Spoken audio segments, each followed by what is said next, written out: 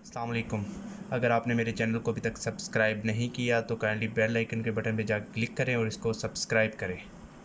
आज हम बायोकेमिस्ट्री के एक बहुत इंपॉर्टेंट टॉपिक विटामिन्स के मुतालिक पढ़ेंगे। विटामिन्स बेसिकली क्या होते हैं? बेसिकली विटामिन्स जो हैं वो ऑर्गेनिक कंपाउंड्स होते हैं। ऑर्गेनिक कंपाउंड्स होते हैं। विटामिन्स को हमारी बॉडी खुद प्रिपेयर नहीं करती। बेसिकली ये हमें बाहर से इनटेक करने पड़ते हैं अपनी जो डेफिशिएंसी हैं उनको पूरा करने के लिए, और ये बॉडी के लिए बहुत ज़्यादा असेंशियल होते हैं, बहुत ज़्यादा ज़रूरी होते हैं। विटामिन्स की जो दो फॉर्म है, एक इसकी फॉर्म है वो है फ़ैट सोल्यूबल विटामिन, एक आगे हमारे पास फ़ैट सोल्यूबल, और दूसरे हमारे पास आ जाते हैं जी वाटर सोल्यूबल विटामिन्स।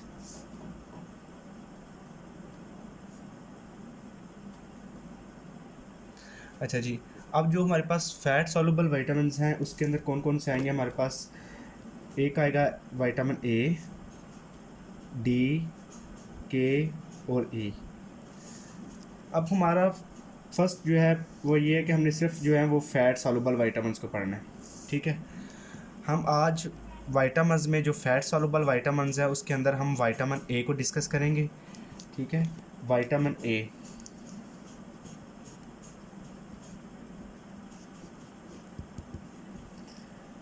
जो विटामिन ए है इसकी बेसिकली 3 एक्टिव फॉर्म होती हैं। एक इसकी जो एक्टिव फॉर्म है उसको रेटिनोल कहते हैं, दूसरी हमारे पास रेटिनल होती है, तीसरी हमारे पास इसकी जो फॉर्म है वो हमारे पास आती है जी रेटिनोइक एसिड।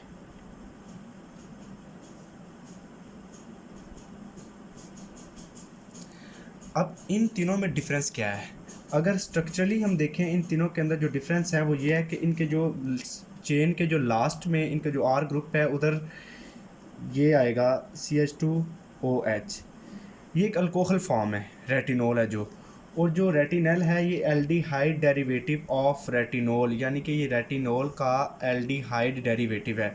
इसमें आर जो इसके चेन है, जो इसका स्ट्रक्चरली जो इसकी चेन है उसके लास्ट में जो आर ग्रुप है वहाँ यानी कि CHO इसका वो है आर ग्रुप, और जो रेटिनोइक एसिड है वो COOH।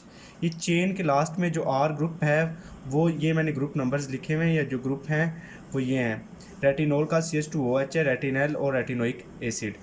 अब जो रेटिनल है ये आपको मैंने पहले बताया कि ये aldehyde derivative of retinol, aldehyde derivative of retinol.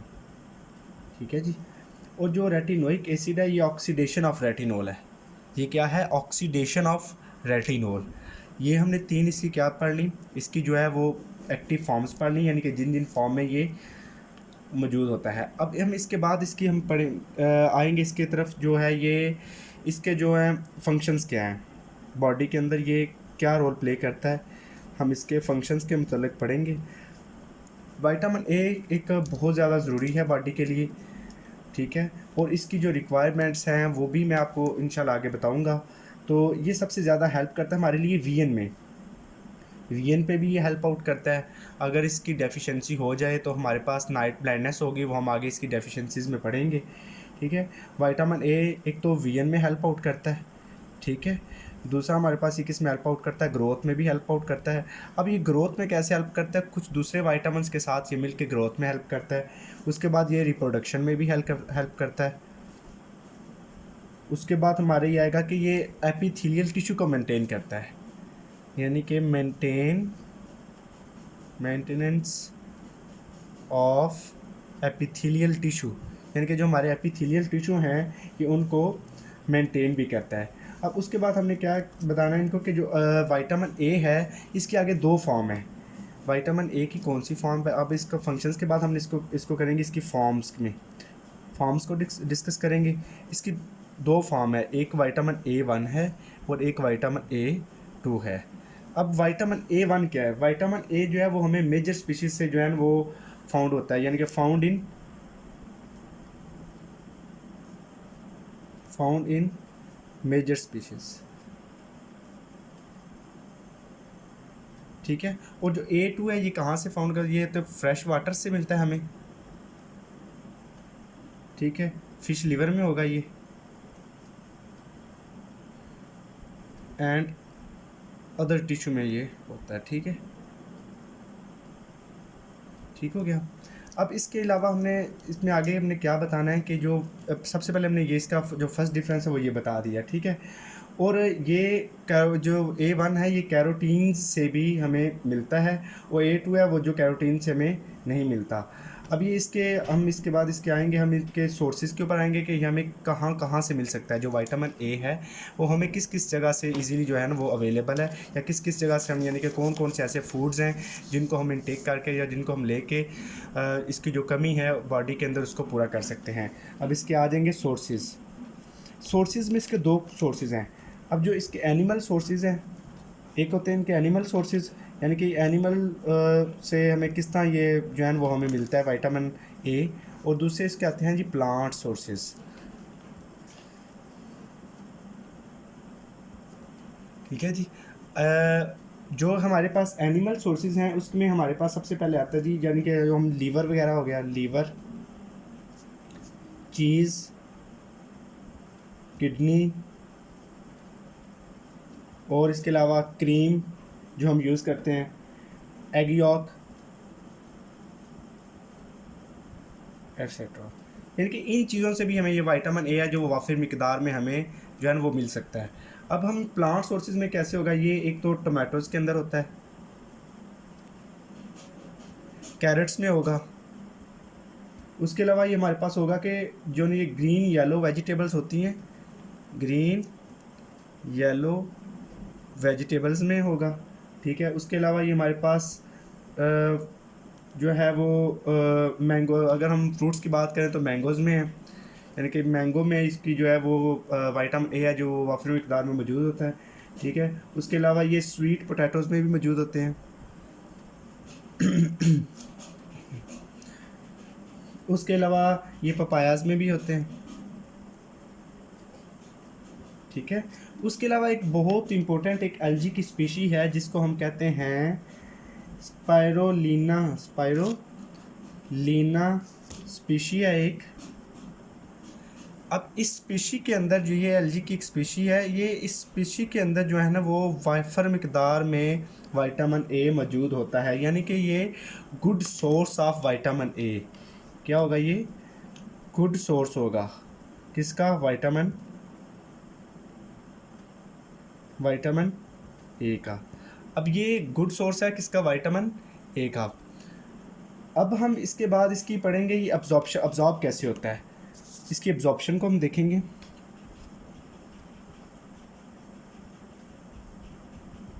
अच्छा, ये अब्जॉर्ब कहाँ होता है? स्मॉल इंटेस्टाइन के अंदर, इन स्मॉल इंटेस्टाइन। अब्जॉर्ब कहाँ पे होगा? ये स्मॉल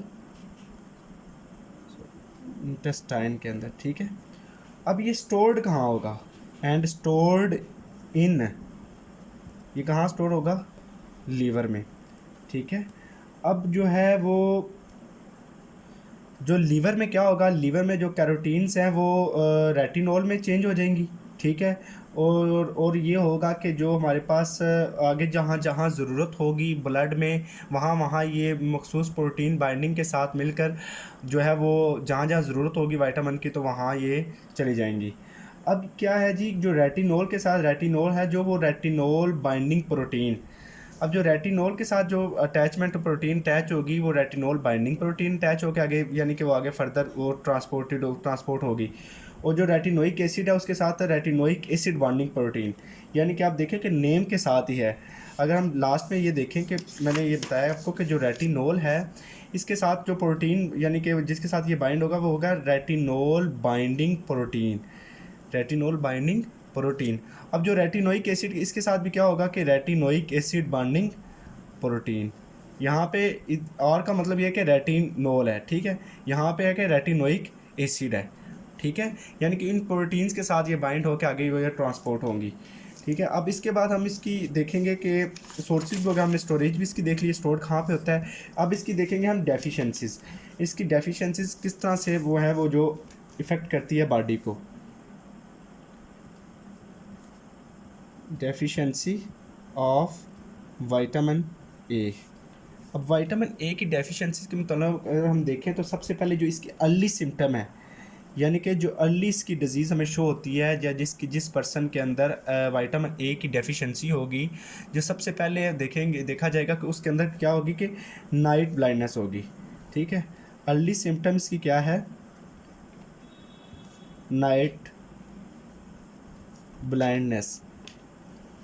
ये क्वेश्चन एक बहुत इंपॉर्टेंट क्वेश्चन है कि सम टाइम पूछा जा सकता है कि जो विटामिन ए की अर्ली सिम्टम्स है वो क्या है, वो नाइट ब्लाइंडनेस है, यानी कि जो पर्सन होगा जिसके अंदर विटामिन ए की डेफिशिएंसी होगी, यानी कि उसको रात को जो उसकी जो दिखाई देना उसको बंद हो जाएगा। और इसके अलावा इसकी एक और सिम्टम है जिसको हम कहते हैं वाइट डॉट स्पॉट। ये एक डिजीज़ है, इसके अंदर क्या होता है कि जो आपका कॉर्निया होता है उसके अंदर वाइटिश प्लैक्स बन जाते हैं, यानी कि अगर ये आई है, ये कॉर्निया, तो उसके अंदर वाइटिश प्लैक्स बन जाएंगे। ठीक है, इसको इस जो है वो डिजीज़ को नाम दिया गया बाइट डॉट स्पॉट। इसको बिट डॉट स्पॉट भी बोलते हैं, बाइट डॉट स्पॉट भी बोलते हैं। अब ये है कि इन प्लैक्स से क्या होगा, आपको ब्लड विजन हो जाएगी, यानी कि आपको धुंधलापन नज़र आएगा।